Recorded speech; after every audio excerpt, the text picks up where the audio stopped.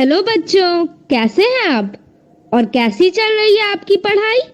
ये तो बहुत अच्छी बात है कि हम लोग प्रतिदिन सुबह 9 बजे से 10 बजे अपनी कॉपी और कलम के साथ मेरा दूरदर्शन मेरा विद्यालय कार्यक्रम देखने के लिए तैयार रहते हैं, जहां क्लास 6 से 8 की पढ़ाई होती है और साथ-साथ कुछ अन्य रोचक जानकारियां भी हमें मिलती हैं। कार्यक्रम में बताई जा रही इम्पोर्टेंट पॉइंट्स को हम नोट भी करते हैं ताकि बाद में उनका रिवीजन कर सकें। और हाँ बच्चों, एक बात और, हम लोग जो भी चीजें मेरा दूरदर्शन मेरा विद्यालय कार्यक्रम में सीखते हैं उसका अध्ययन अपनी किताब में जरूर करें। इससे उन चैप्टर्स को हम पूरी तरह समझ पाएंगे। तो बच्चों, आज है संडे यानी रविवार, और आपको तो पता ही है कि रविवार का एपिसोड कुछ खास होता है। तो आज हम लोग सबसे पहले सुनेंगे बापू की पाती, जिसमें प्यारे बापू महात्मा गांधी के जीवन प्रसंग से जुड़ी बातों को सुनकर प्रेरणा पाते हैं। उसके बाद देखेंगे एक कार्यक्रम हमारे गुण, जिसमें हम सीखेंगे कि किस प्रकार हम अपने जीवन में मुश्किल परिस्थितियों का सामना कर आगे बढ़ सकते हैं। फिर तारा के साथ रहेंगे तैयार कोरोना से बचाव के बारे में जानने के लिए, और अंत में जानेंगे कि इंस्पायर अवार्ड क्या है और इसमें कैसे भाग लिया जा सकता है। तो चलिए शुरू करते हैं आज का संडे स्पेशल क्लास शिक्षा और मनोरंजन के साथ।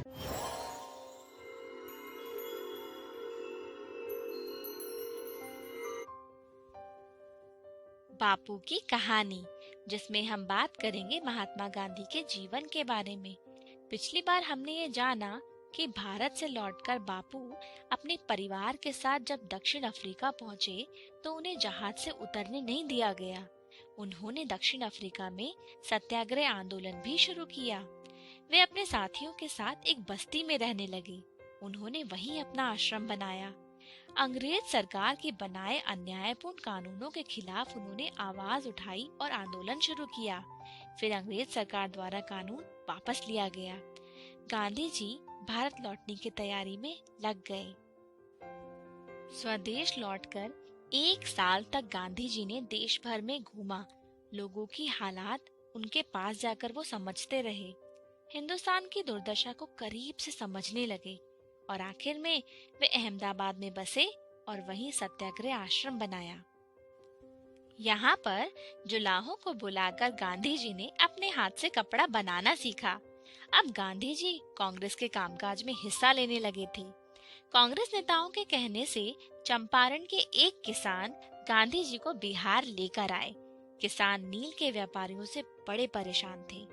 लंदन में उनके साथ पड़े हुए वकीलों की गांधी जी ने मदद ली। नीलहों के अत्याचारों पर रपट तैयार करके सरकार पर जोर डालना था कि वो कानून बदले। वकील किसानों का मामला लेकर अदालत का दरवाजा खटखटाना चाहते थे। गांधी जी सत्याग्रह के तरीके सीख चुके थे। उन्होंने एक अलग रास्ता सुझाया। उन्होंने कहा, जहाँ रैयत इतनी कुचली गई है, जहाँ सब इतने भयभीत रहते हैं, वहाँ कचहरियों के मार्फत थोड़े ही इलाज हो सकता है। लोगों के लिए सच्ची दवा तो उनके डर को भगाना है। किसानों से मिल मिलकर गांधी जी ने उनका दुख दर्द पूछा।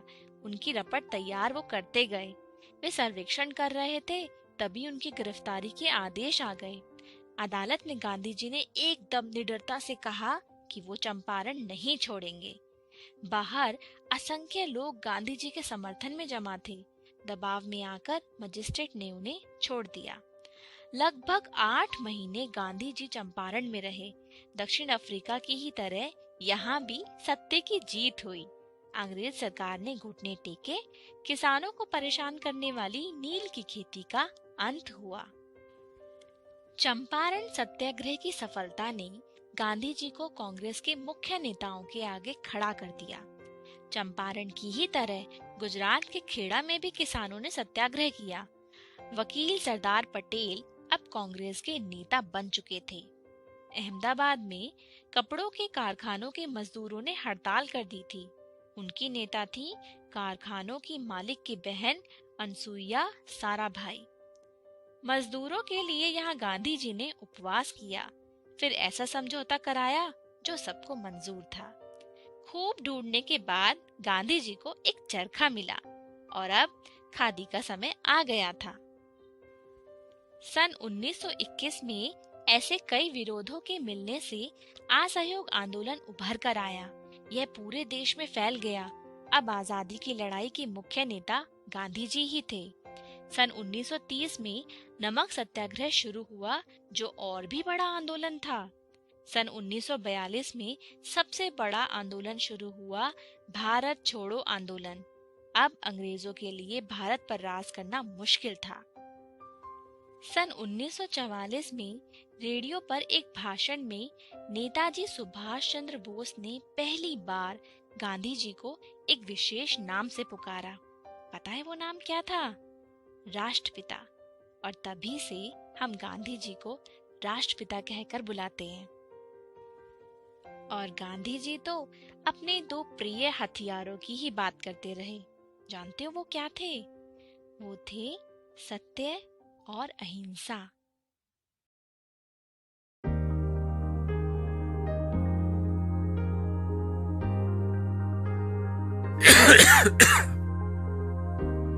क्या हुआ अली भैया? अरे दीदी, आजकल वो बीमारी फैली हुई है ना, कोरोना, जो खांसने से फैलती है। टीवी पर भी दिखा रहे हैं उसके बारे में। बिल्कुल सही कहा आप लोगों ने, लेकिन हर खांसने वाला व्यक्ति कोरोना से ग्रसित नहीं होता। साथ ही ध्यान देने वाली बात ये भी है कि खांसते या छींकते समय मुंह को ढक लें। ठीक है ना रवि भैया? अच्छा दीदी, अब मैं हमेशा खांसते या छींकते समय मुंह को जरूर ढक लूंगा।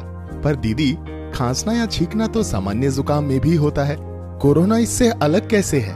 कोरोना में सूखी खांसी, बुखार और सांस लेने में परेशानी जैसे लक्षण होते हैं और संक्रमित व्यक्ति के संपर्क में आने से ये बीमारी फैलती है।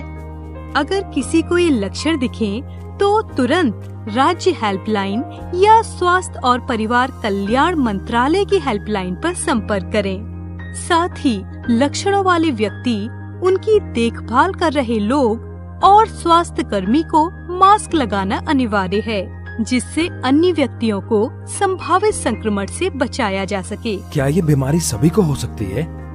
हाँ, ये बीमारी सभी उम्र के लोगों को हो सकती है, परंतु खासकर ऐसे लोग जो बाहरी देश या शहर की यात्रा से लौटे हैं, उनमें ये रोग होने की संभावना ज्यादा है। जिन व्यक्ति की आयु 60 वर्ष से अधिक हो या जो मधुमेह, उच्च रक्तचाप और सांस लेने में तकलीफ जैसे रोग से ग्रसित हों, उनमें इस बीमारी से जोखिम होने का खतरा ज्यादा होता है। कोरोना की जांच और इलाज कहाँ किया जा सकता है? कोरोना की जांच और इलाज सरकार द्वारा प्रमाणित संस्थानों पर की जाती है, जिसकी सूची नजदीकी स्वास्थ्य केंद्र के चिकित्सा अधिकारी के पास मौजूद है। संक्रमित लोगों को अस्पताल में दूसरे मरीजों से अलग रखा जाता है। संक्रमित व्यक्ति के संपर्क में आए हुए लोगों को चिकित्सा अधिकारी की सलाह अनुसार घर पर 14 दिन तक अलग रखा जाता है।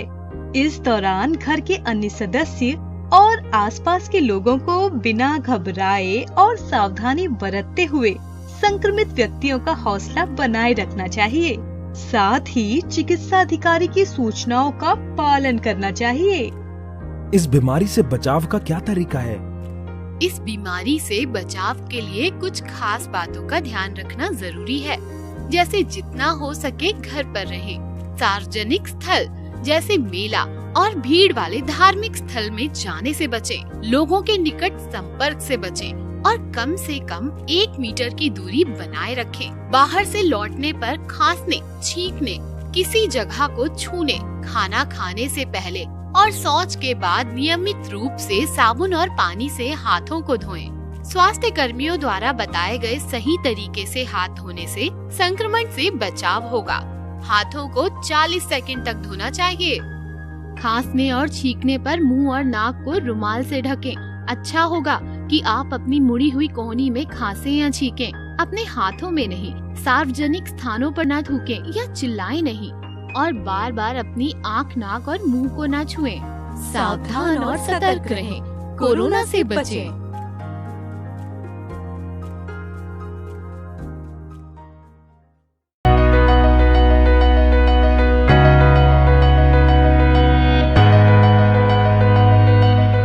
हेलो दोस्तों, हमारे गुण कार्यक्रम में आप सभी का फिर से स्वागत है। आशा है कि आपको यह कार्यक्रम पसंद आ रहा होगा। हमारे गुण कार्यक्रम कोर्सटोन नामक एक संस्था और बिहार शिक्षा परियोजना परिषद के द्वारा आप तक लाया जा रहा है। कोर्सटोन और बिहार शिक्षा परियोजना परिषद साथ मिलकर बिहार के कई मध्य विद्यालयों और केजीबीवी में कक्षा 7 और कक्षा 8 के साथ समुत्थान आधारित कार्यक्रम यूथ फर्स्ट और गर्ल्स फर्स्ट चलाते आ रहे हैं।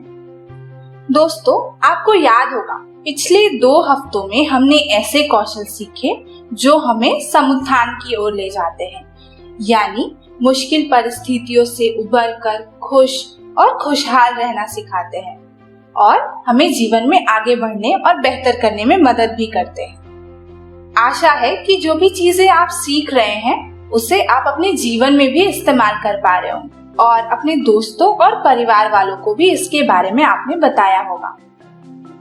तो पहले हफ्ते में हमने गौहर की कहानी सुनी थी और जाना था कि हम मुश्किल भावनाओं को कैसे संभाल सकते हैं, और पिछले हफ्ते हमने उमंग की कहानी सुनी और हमने सीखा था कि लक्ष्य निर्धारण कैसे किया जाता है और हम लक्ष्य तक पहुंचने की योजना कैसे बना सकते हैं।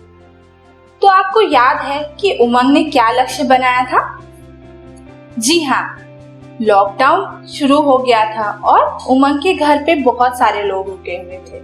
ऐसे में उमंग को तो पढ़ाई के लिए बिल्कुल समय नहीं मिल पा रहा था और वो बहुत परेशान महसूस कर रही थी। फिर उसने अपने लिए 2 घंटे पढ़ने का लक्ष्य बनाया और उसके लिए उसने योजना भी बनाई थी।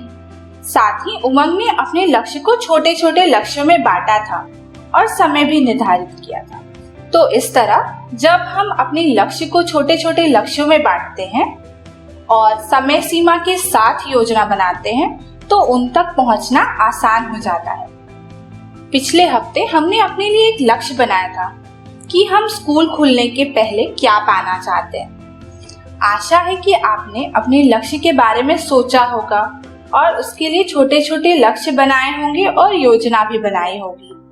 दोस्तों, आपको याद होगा जब भी हम कोई लक्ष्य बनाते हैं तो हमारे आसपास के लोग, हमारे परिवार वाले उस लक्ष्य तक पहुंचने में हमारी मदद कर सकते हैं। जैसे कि उमंग की शिक्षिका ने उसकी मदद की थी, उसके भाई बहन ने उसकी मदद की थी नाटक लिखने में, और घर के बड़ों ने उसकी मदद की थी बच्चों को संभालने में, और इस तरह से उमंग ने अपना लक्ष्य पूरा किया था। तो जब भी आप कोई लक्ष्य बनाएं तो अपने घर वालों को या परिवार वालों को या दोस्तों को इसके बारे में जरूर बताएं। इससे वे भी आपको अपने लक्ष्य तक पहुंचने में मदद कर सकते हैं। दोस्तों, हमारे माता पिता, भाई बहन, आस पड़ोस के लोग, इन सभी की हमारे जीवन में अहम भूमिका होती है और इसलिए इनके साथ जो हमारा रिश्ता होता है वो बहुत महत्वपूर्ण होता है।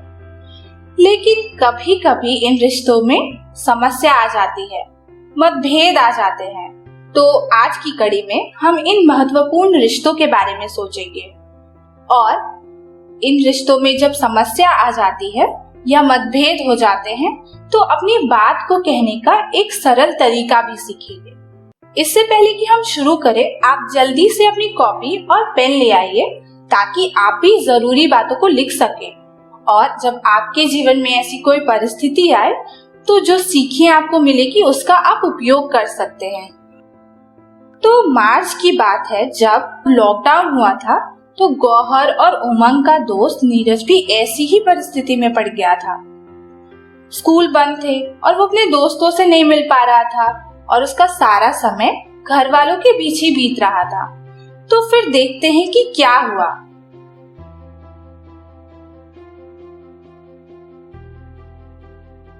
नीरज बहुत ही हंसमुख और मिलनसार लड़का है। उसको लोगों से मिलना जुलना बहुत पसंद है और सबकी मदद के लिए हमेशा तत्पर रहता है। नीरज के माता पिता दोनों शहर में काम करते हैं, इसलिए बचपन से ही वह अपनी नानी के घर पला बड़ा है। नानी, उसके मामा मामी और 2 भाई अमर और अनुज सब इकट्ठे रहते हैं। नीरज के बहुत सारे दोस्त हैं, स्कूल में और पड़ोस में भी। पर क्योंकि कोरोना महामारी की वजह से आजकल सामाजिक दूरी बनाए रखना है, तो सबसे मिलना जुलना फिलहाल बंद है। नीरज आजकल थोड़ा खोया सा रहता है। उसे अपने माँ और बापूजी की चिंता सी लगी रहती है। उनसे बात तो होती रहती है और उन्होंने बताया भी कि वे बिल्कुल सुरक्षित हैं। पर फिर भी ना जाने क्यों नीरज का मन बार बार उन्हीं की तरफ जाता है। पिछले हफ्ते जब वह गौहर और उसके भाई से फोन पर बात कर रहा था, तो उसने गौहर के साथ अपने मन की बात शेयर करी। गौहर ने उसे बताया कि कैसे उसने अपनी चिंता और चिड़चिड़ाहट की भावना को संभालना सीखा। गौहर ने कहा, नीरज, जब तुम्हें कोई मुश्किल भावना महसूस होती है, तो उसे संभालने के लिए तुम कुछ ऐसी चीज करो जो तुम्हें बहुत पसंद है। इससे तुम्हारा ध्यान बटेगा। बस ऐसी चीज होनी चाहिए जिसे ना तुम्हें और ना किसी और को नुकसान हो। नीरज को गौहर की यह बात बहुत पसंद आई। जब भी उसे थोड़ी चिंता महसूस होती है, तो वह बगीचे में जाकर फूल पौधों के साथ कुछ समय बिताता है। अक्सर उसका छोटा भाई अनुज भी वहीं आ जाता है। दोनों ने एक साथ कुछ नई नई सब्जियां लगाना भी शुरू किया। दोनों जब कुछ समय साथ बिता लेते हैं, तो नीरज शांत और पहले से खुश महसूस करता है। मामा मामी ने सभी भाइयों में घर के काम बांट दिए हैं। रोज सुबह उठकर नीरज पहले मामा के साथ कंपाउंड की सफाई करता है। अमर को घर का झाड़ू लगाना होता है और कुएं से सबके लिए पानी लाने की जिम्मेदारी भी दोनों को दी गई है। नीरज सारा काम बहुत जिम्मेदारी से करता है। वह कोशिश करता है कि सुबह उठ के सारा काम जल्दी जल्दी निपटा ले, ताकि उसको उसके बाद अपने लिए और पढ़ाई के लिए भी कुछ समय मिल जाए।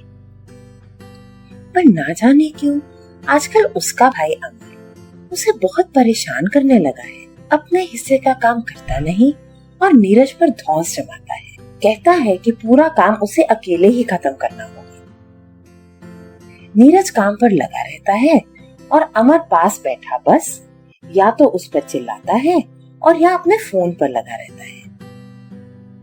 नीरज काफी थक जाता है और जब भी वह सोचता है कि चलो अब कुछ देर बैठा जाए या कुछ मैं पढ़ाई कर लूं, तो अमर और परेशान करने लगता है।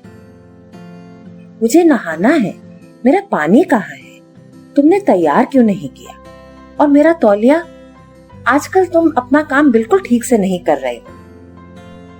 नीरज काफी दुखी महसूस कर रहा है।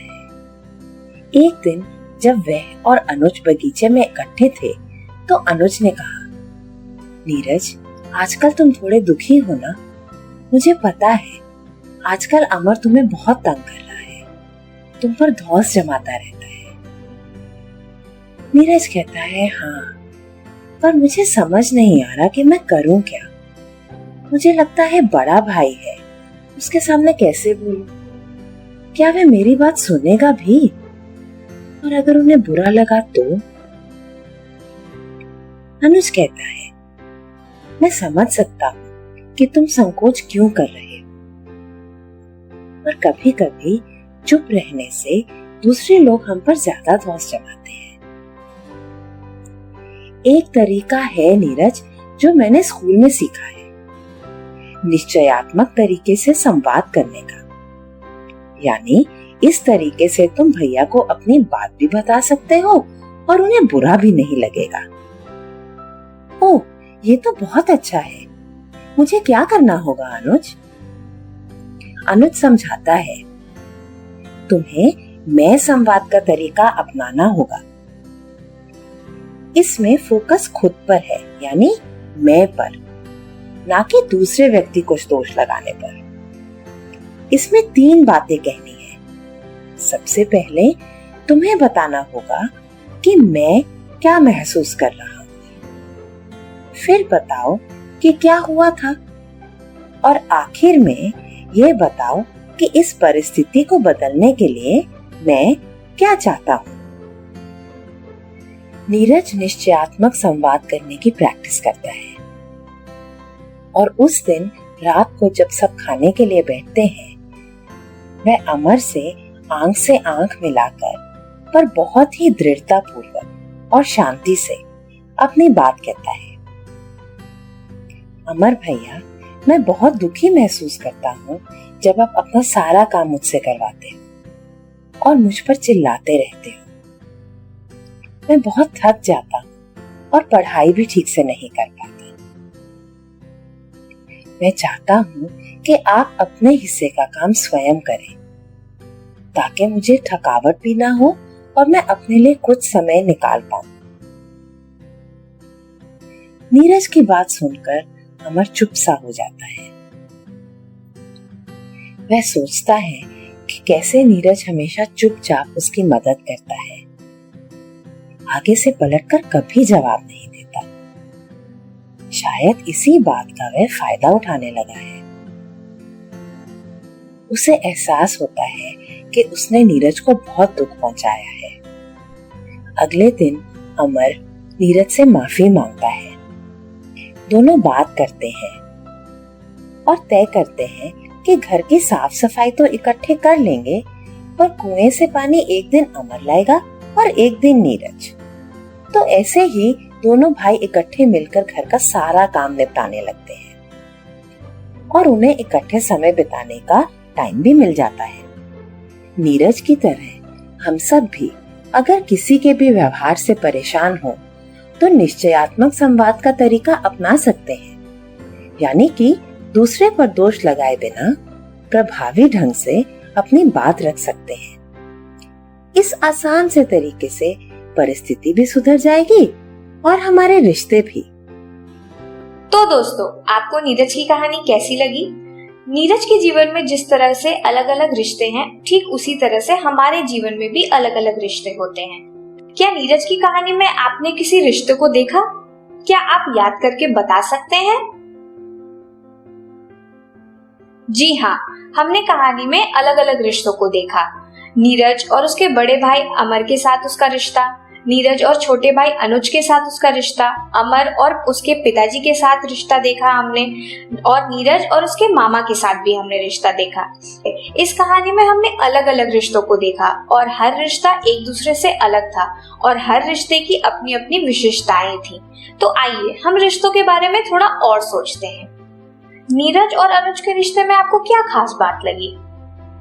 कहानी के अनुसार अनुज नीरज की बातों को सुनता है, उसकी बातों को समझता है, उसकी हर तरह से मदद करता है, उसे मैं संवाद के बारे में बताता है, उसे हर प्रकार से सहारा देने की कोशिश करता है और उसी प्रकार से नीरज भी अनुज के साथ बहुत सहज महसूस करता है, अपनी भावनाओं और अपनी समस्याओं को उससे बताने में हिचकिचाता नहीं है।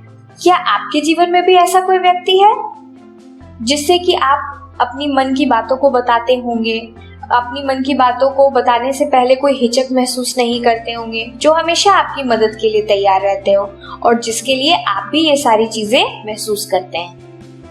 आपके पास 10 सेकंड का समय है। जल्दी से उस व्यक्ति के बारे में सोचिए और अपनी कॉपी में उस व्यक्ति का नाम लिखिए।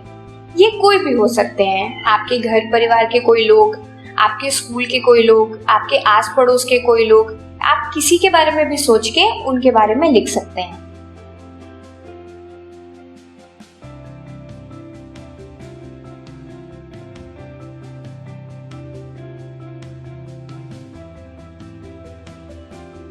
बहुत बढ़िया दोस्तों, तो आपको उस व्यक्ति के बारे में सोचकर बहुत अच्छा लग रहा होगा, है ना? हमारे जीवन में भी कुछ ऐसे रिश्ते होते हैं जो बहुत गहरे होते हैं, बहुत करीब होते हैं। तो ऐसे जो हमारे रिश्ते होते हैं जिनके साथ हमें कोई दिखावा नहीं करना पड़ता, जो भले ही हमारी बातों को ना समझे लेकिन हमारे बातों का सम्मान करते हैं, जिनके सामने हमें कोई हिचक महसूस नहीं होती, जो हमारी बातों को बहुत ध्यान से सुनते हैं, तो ऐसे जो रिश्ते होते हैं उन्हें हम स्वस्थ रिश्ते कहते हैं।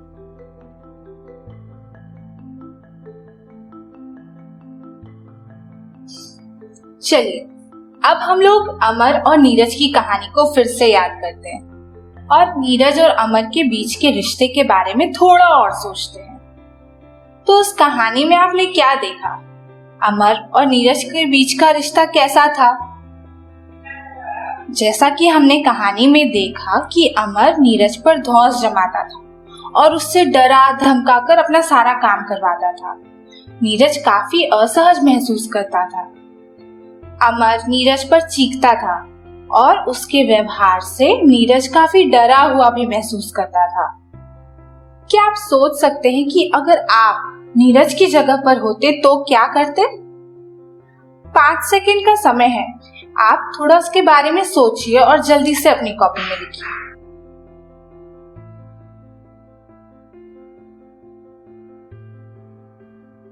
दोस्तों, जब भी किसी रिश्ते में मतभेद होता है या समस्या आती है तो हम 3 प्रकार से प्रतिक्रिया देते हैं। चलिए देखते हैं कि पहली प्रतिक्रिया क्या हो सकती थी और नीरज कैसे जवाब दे सकता था। अमर, तुम हमेशा का सारा काम मुझ पर लाद देते हो। तुम्हें क्या लगता है, क्या मैं तुम्हारा नौकर हूँ? तुम मुझसे ऐसे कैसे बात कर सकते हो? फिर कभी मुझसे इस तरह बात की या मुझे अपना काम कराया तो मैं तुम्हें देख लूंगा। तो जैसे हमने अभी देखा कि नीरज गुस्से से आक्रामक होकर अमर से बात कर सकता था, लेकिन क्या इससे उनके बीच का रिश्ता और अच्छा होता या बदतर हो जाता? जी हाँ, इससे उनके बीच का रिश्ता और खराब हो जाता, क्योंकि हो सकता है कि उनकी बहस जो है वो बढ़ जाती और बात मारपीट तक भी पहुंच सकती थी। चलिए अब हम लोग दूसरी प्रतिक्रिया देखते हैं कि नीरज कैसे जवाब दे सकता था। अमर भैया, आपका कोई और काम नहीं है ना? क्या अब मैं अपनी पढ़ाई कर सकता हूँ? तो जैसा कि आपने अभी देखा कि हो सकता है कि नीरज डर कर और घबरा कर बात कर सकता था, बिल्कुल दब्बू तरीके से।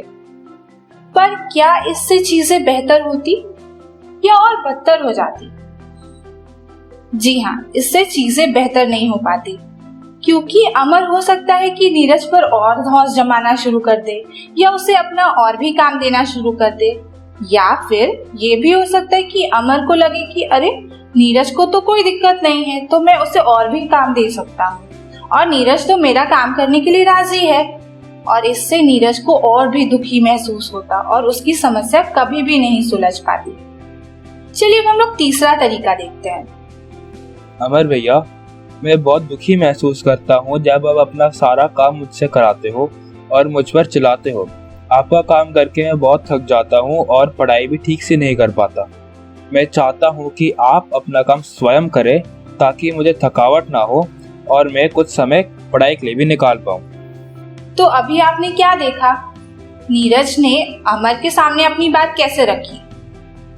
हाँ, तो नीरज ने अमर को सबसे पहले ये बताया कि उसे कैसा महसूस हो रहा है। फिर उसने स्पष्ट तरीके से ये बताया कि उसके व्यवहार की वजह से उस पर क्या प्रभाव पड़ रहा है। और फिर नीरज ने अमर को बताया कि उसे क्या करना चाहिए या क्या किया जा सकता है जिससे वह बेहतर महसूस करे। दोस्तों, बात करने का यह तरीका जो है इसे हम मैं संवाद कहते हैं, क्योंकि इसमें बात को मैं से शुरू करते हैं, यानी कि मुझे कैसा महसूस हो रहा है, मैं क्या चाहता हूँ। इसमें हम दूसरों की गलतियों पर ध्यान देने के बजाय यह बताते हैं कि हमें कैसा महसूस हो रहा है और हम अपनी भावनाओं को स्पष्ट रूप से व्यक्त करते हैं। दोस्तों, कहानी में नीरज ने भी मैं संवाद का प्रयोग करते हुए अपनी बात रखी और अमर को बताया कि उसे कैसा महसूस हो रहा है। तो उसके बाद क्या हुआ? क्या उनके बीच का रिश्ता जो है वो थोड़ा बेहतर हो पाया?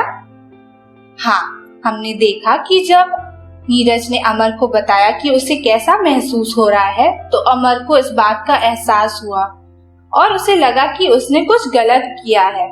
उसने नीरज से माफी भी मांगी और फिर दोनों ने आपस में कामों को बांट भी लिया।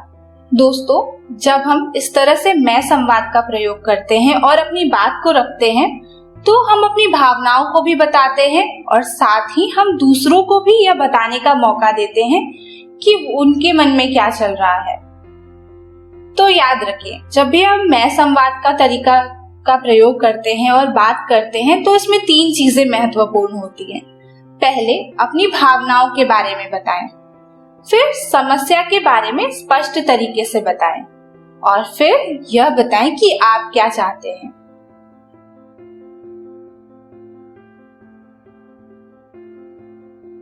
दोस्तों, हमारे गुण कार्यक्रम की इस कड़ी में हमने स्वस्थ रिश्तों के बारे में सीखा और अपने रिश्तों में आने वाली समस्याओं के समाधान के लिए मैं संवाद के तरीके को भी जाना। अपनी रोजमर्रा की जिंदगी में हम जिन लोगों से मिलते हैं, बात करते हैं या समय बिताते हैं, उन लोगों के साथ आप इस तरीके का प्रयोग कर सकते हैं। लेकिन दोस्तों, आज जबकि कोविड-19 महामारी फैली है, तो हम अपना अधिकतर समय कंप्यूटर पे, फोन पे, इंटरनेट पे बिता रहे हैं। यहाँ तक कि अपने दोस्तों से, रिश्तेदारों से बात करने के लिए, यहाँ तक कि अपने स्कूल की पढ़ाई के लिए भी हम अपने फोन पर, कंप्यूटर पे और इंटरनेट पर निर्भर हैं। ऐसे में इंटरनेट पे, व्हाट्सएप पे, चैट पे हम बहुत सारे नए लोगों से मिले और उन्हें अपना दोस्त भी बनाए। हो सकता है कि इनमें से कई लोगों से हम असल जिंदगी में कभी नहीं मिले होंगे या हमने कभी आमने सामने उनसे बातें नहीं की होंगी। नीरज, अमर और अनुज के जीवन में आजकल ऐसा ही कुछ चल रहा है। आइए देखते हैं।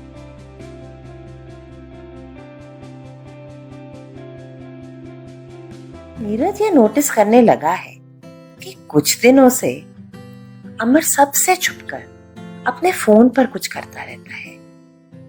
अलग थलग बैठकर घर के किसी कोने में फोन पर लगा रहता है।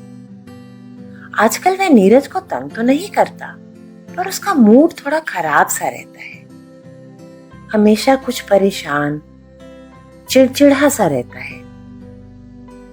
एक दिन पूरी बहादुरी जुटाकर नीरज अमर से पूछ ही लेता है, अमर भैया, सब ठीक तो है ना?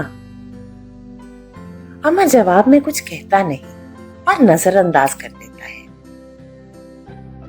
लेकिन नीरज को अमर की चिंता सी लगी रहती है और वह उसे बार बार पूछने की कोशिश करता है कि आखिर वे परेशान क्यों है।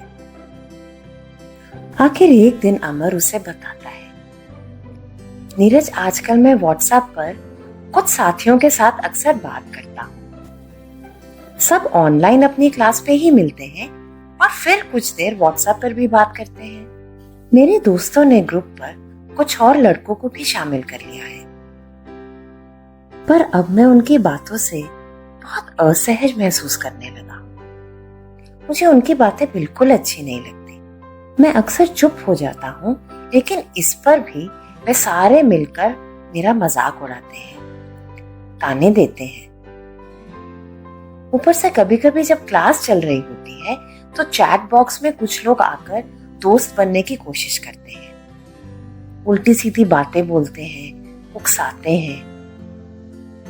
मुझे समझ नहीं आ रहा नीरज कि मैं इसके बारे में क्या करूं। मैं बहुत परेशान हूं। नीरज कहता है, भैया, तुम मामा से क्यों नहीं बात करते? वे भी तो कंप्यूटर प्रोग्रामिंग का काम करते हैं। उनको शायद इस सब के बारे में पता हो और वे आपको कुछ उपाय बताएं। पर अमर डरा हुआ है। उसको लगता है कि शायद वह ही कुछ गलत कर रहा है और पिताजी उसे डांटेंगे।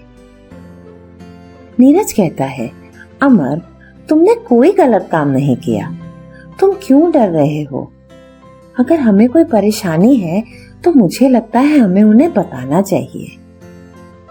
अमर मान जाता है और फिर मौका देखकर एक शाम तीनों भाई मामा जी के पास जाते हैं। वे बहुत ही नम्रता और गंभीरता से कहते हैं, अच्छा हुआ बेटा कि आपने मुझे ये सारी बातें बताई। आजकल तुम लोग बहुत सारा समय ऑनलाइन बिताते हो और ऑनलाइन रहने पर बहुत सारी सावधानियां बरतने की जरूरत होती है। इंटरनेट पर अक्सर लोग बच्चों को तंग करते हैं और धौंस भी जमा सकते हैं, हमारे दोस्त भी और अजनबी भी। अगर आप लोग ऑनलाइन या फोन पर किसी से भी बात कर रहे हैं और आपको असहजता महसूस होती है तो आप उसे तुरंत बंद कर देना। अपना आत्म नियंत्रण का गुण प्रयोग करके इंटरनेट पर ऐसी बातों से जितना दूर हो सके हमें रहना चाहिए। और फिर अगर कुछ हो तो अपना बहादुरी का चारित्रिक गुण इस्तेमाल करके किसी बड़े को बताना चाहिए। जैसे कि तुम लोग मेरे पास आए हो, और अमर, जैसे कि तुमने बताया, कभी कभी अनजाने लोग कुछ एप्लीकेशंस को हैक कर हमारे ग्रुप में शामिल होने की कोशिश करते हैं, क्लास में दखल देते हैं और हमें नुकसान पहुंचाने की कोशिश कर सकते हैं। इसीलिए इंटरनेट के गलत इस्तेमाल से लड़के और लड़कियों दोनों को हानि पहुंच सकती है। आपको भी इस सब से अलर्ट रहने की बहुत जरूरत है।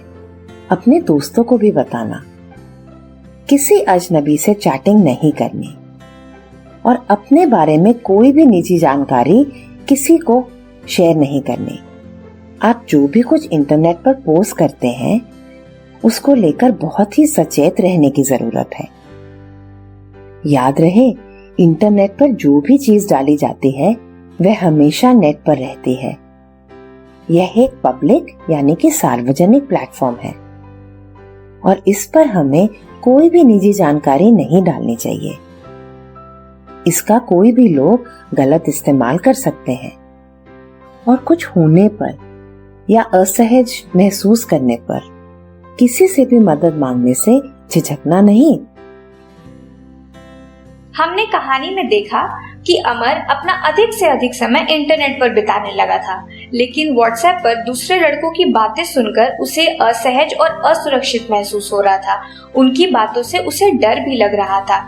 अगर आपके साथ भी ऐसा कुछ हो रहा हो तो आप अमर और नीरज की तरह अपने आत्मनियंत्रण चारित्रिक गुण का प्रयोग करके आप उन ग्रुप से और उन चैट और उन लोगों से दूर हो सकते हैं, और साथ ही साथ अपने बहादुरी चारित्रिक गुण का इस्तेमाल करके आप अपने से बड़े को भी इन सारी बातों के बारे में बता सकते हैं।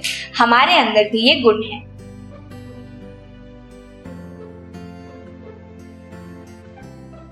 इसी के साथ आज की कड़ी को हम यहीं समाप्त करेंगे, लेकिन अभी आपके लिए मेरे पास एक काम है।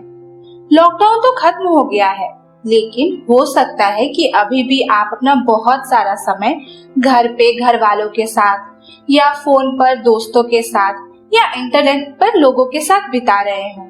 ऐसे में किसी ऐसी घटना को याद कीजिए जब आपका किसी से झगड़ा हुआ था या आपके रिश्ते में मतभेद हो गया हो। इसके बारे में आप अपनी कॉपी पे लिख लीजिए। अब इन 3 चरणों का प्रयोग करते हुए ये लिखिए कि आप मैं संवाद का प्रयोग कैसे कर सकते हैं। यह लिखने के बाद आप उस व्यक्ति के साथ इसे शेयर भी कर सकते हैं। तो चलिए दोस्तों, आज की कड़ी को हम यही समाप्त करते हैं और अब हम अगले हफ्ते मिलेंगे इसी समय और इसी चैनल पर। लेकिन तब तक अपने गुणों पर जरूर ध्यान दें।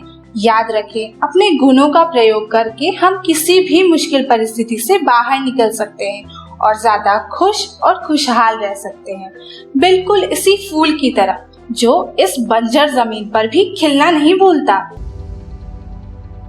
कोरोना से डरे नहीं, एहतियात बरतें। वैसे तो स्वच्छता और व्यक्तिगत साफ सफाई हर समय जरूरी है, लेकिन अभी कोरोना महामारी फैलने के दौर में यह एकदम आवश्यक हो गई है। बस यह जानने की जरूरत है कि साफ सफाई करने के दौरान आप किन बातों के प्रति विशेष तौर पर सजग रहें। आइए इसे बिंदुवार समझ लें। हाथ को अच्छी तरह से साबुन पानी या हैंड वॉश से कम 20 सेकंड तक धोएं या अल्कोहल सैनिटाइजर से साफ करें। होटल या किसी कार्यालय में जाएं तो वहां उपलब्ध हैंड वॉशिंग प्रोटोकॉल के अनुसार अपने हाथों को साफ करें। कोरोना संक्रमित या कोरोना संदिग्ध व्यक्ति या खांस छींक रहे व्यक्ति से कम 1 मीटर की दूरी बनाए रखें। भीड़ भाड़ में मास्क लगाए रखें या मुंह नाक को ढक कर रखें। यदि घर में कोरोना संक्रमित व्यक्ति क्वारंटाइन में है तो उसके व्यक्तिगत उपयोग की चीजों जैसे बर्तन, ग्लास, कप, तौलिया, बिस्तर का इस्तेमाल न करें। फर्श और अन्य सतहों को घर में रोजाना प्रयोग किए जाने वाले ब्लीच घोल या फिनाइल से साफ करते रहें। शौचालय को भी घर में रोजाना प्रयोग किए जाने वाले ब्लीच घोल या फिनाइल से साफ करते रहें। ऑनलाइन सामान मंगाने पर डिलीवरी करने वाले व्यक्ति नियमित आने वाले घरेलू सामान जैसे दूध, अखबार इत्यादि के लिए सुरक्षात्मक तरीके अपनाएं। बस, ट्रेन, ऑटो, टैक्सी, दुकान के काउंटर के संपर्क में आने पर भी एहतियात बरतें। जनहित में जारी राज्य स्वास्थ्य समिति बिहार। अधिक जानकारी के लिए संपर्क करें टोल फ्री नंबर 1। तारा, तारा, तारा। अरे तारा, तुम चादर के नीचे हो क्या? क्या हुआ तारा? तुम यहां क्यों छुपी हो? और तुम्हारा शेरू वहां पड़ा हुआ है? कोई नया खेल है क्या? अब्बा, मुझे डर लग रहा है। क्यों तारा? अब्बा, शेलू तो बाहर किसी देश से बनकर आया है। मुझे डर है कहीं उसे कोरोना तो नहीं है। हाँ? और फिर मैं टिंकू से फोन पर बात कर रही थी, अपने बेस्ट फ्रेंड से, तो उसने छींक दिया। हेलो टिंकू, मेरे प्यारे दोस्त। हेलो तारा, मेरी पक्की दोस्त। मुझे तुम्हारी बहुत याद।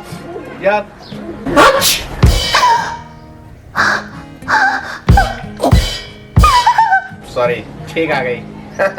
मुझे तुम्हारी बहुत याद आ रही थी तारा। तारा, कट गया।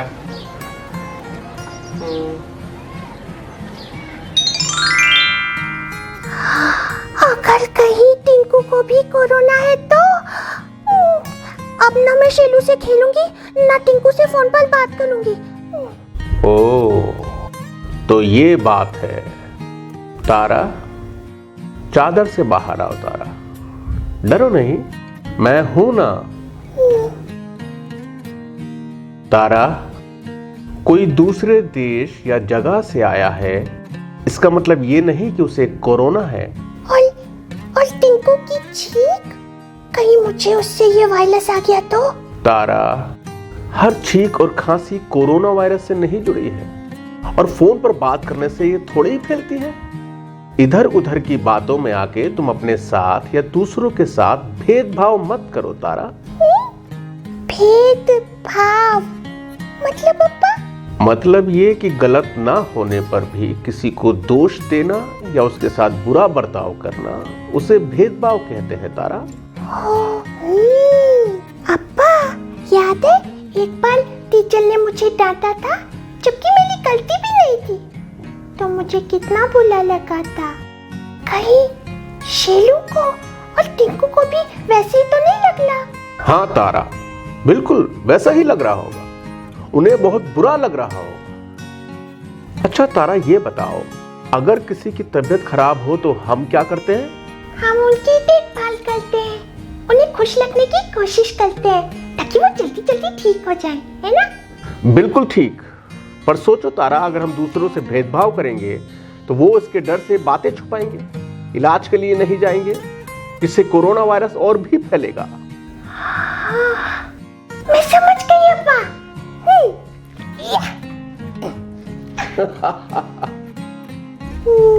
सॉरी शेलू। मैं टिंकू को भी फोन करके सॉरी बोलूंगी। हेलो मेरे प्यारे दोस्त Tinku. Hello Tara. I am sorry, मैंने डर के जल्दी जल्दी में फोन कट कर दिया था। कोई बात नहीं तारा, हम लोग पक्के दोस्त हैं ना।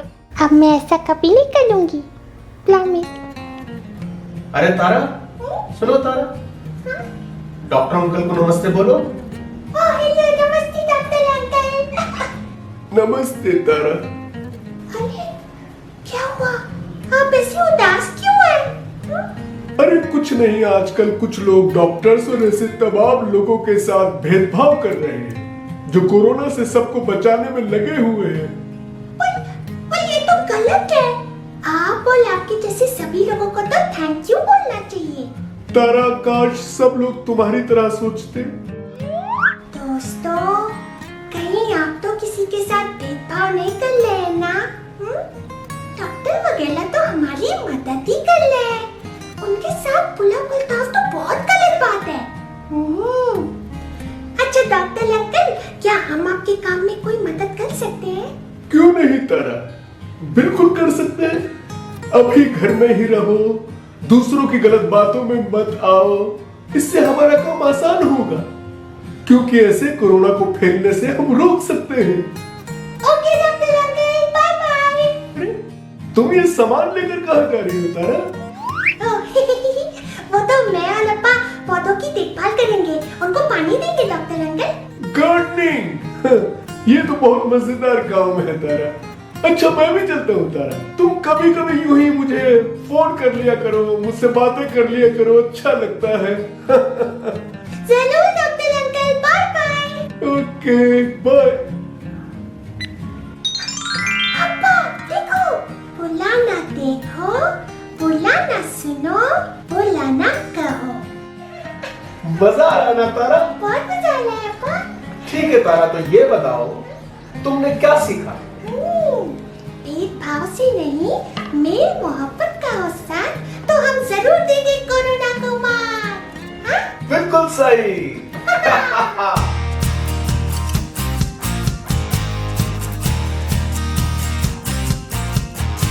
तो बच्चों, ये तो हुई विषय की पढ़ाई। अब वक्त है इंस्पायर अवार्ड योजना से संबंधित एक वीडियो देखने का। वीडियो देखने के पहले मैं आपको एक सूचना दे दूं। इंस्पायर अवार्ड के लिए 1 जून 2020 से नॉमिनेशन शुरू हो गया है। आप इस वीडियो को देखें, अपने आसपास की समस्या या कोरोना के कारण हमारे जीवन में आए समस्याओं के तकनीकी समाधान से संबंधित एक आइडिया सोचें और उसे इंस्पायर के वेबसाइट पर अपलोड करने के लिए विद्यालय खुलने पर शिक्षकों या प्रधानाध्यापकों से बात करें। चयनित आइडिया को भारत सरकार के डिपार्टमेंट ऑफ साइंस और टेक्नोलॉजी द्वारा मॉडल बनाने के लिए 10,000 की राशि भी दी जाती है। तो आइए देखते हैं आज इंस्पायर अवार्ड से संबंधित ये वीडियो।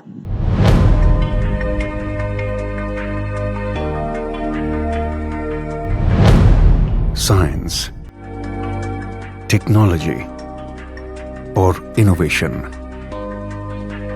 बदलता भारत, एक नया भारत। बदलते भारत की इस तस्वीर में बच्चे भी अपने इनोवेशन से रंग भर रहे हैं। बच्चों के नए नए आइडिया बड़ी बड़ी समस्याओं का समाधान सुझा रहे हैं। जैसे अंडमान और निकोबार के सैयन अख्तर शेख ने गैस सिलेंडर के कैप को आसानी से खोलने का औजार बनाया है। और मध्य प्रदेश की रहने वाली सुलोचना काकोडिया ने एक अनोखी ऑटोमेटिक टॉयलेट क्लीनिंग मशीन बनाई है।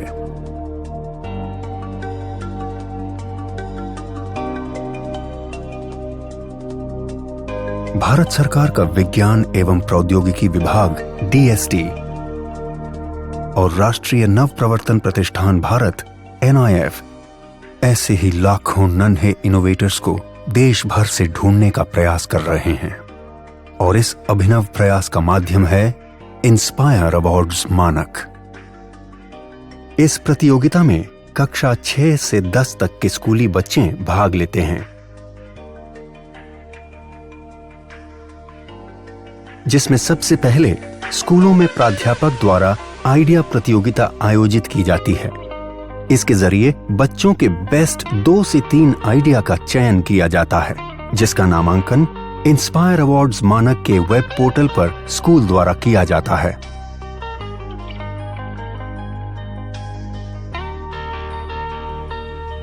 प्रतियोगिता में देश भर से लाखों विचारों को एकत्र किया जाता है। फिर 1 लाख सर्वश्रेष्ठ विचारों का चयन कर उन्हें प्रोटोटाइप बनाने के लिए 10,000 रुपए की आर्थिक सहायता दी जाती है।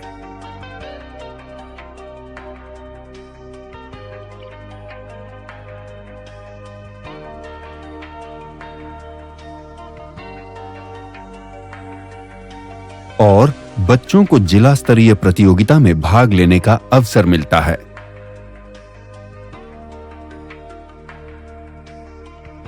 इसके बाद 10,000 आइडिया को राज्य स्तरीय प्रदर्शनी में भाग लेने का मौका मिलता है, जहां से श्रेष्ठ 1000 आइडिया को राष्ट्र स्तरीय प्रतियोगिता के लिए चयनित किया जाता है। इन आइडिया के प्रोटोटाइप को बेहतर बनाने के लिए NIF देश के विभिन्न तकनीकी संस्थानों के सहयोग से मेंटरिंग वर्कशॉप के जरिए विद्यार्थियों को मदद और तकनीकी सलाह उपलब्ध कराता है।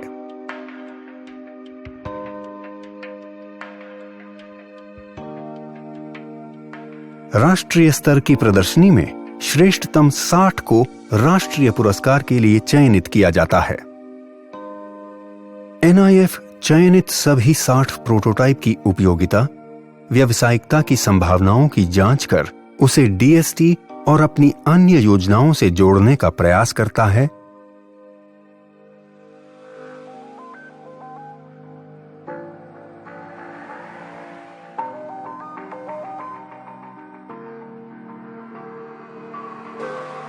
तथा वार्षिक festival of innovation and entrepreneurship में उनकी प्रतिभागिता कराता है।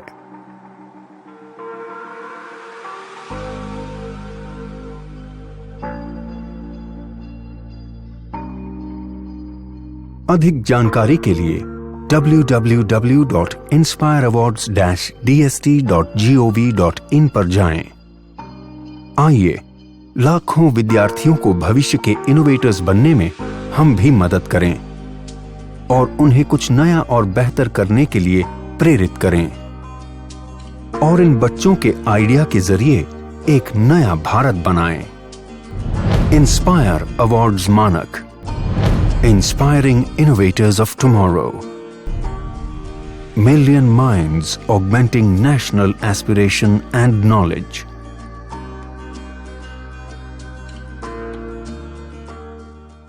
तो आशा करती हूँ बच्चों आज के एपिसोड में आपने जरूर कुछ नया सीखा होगा।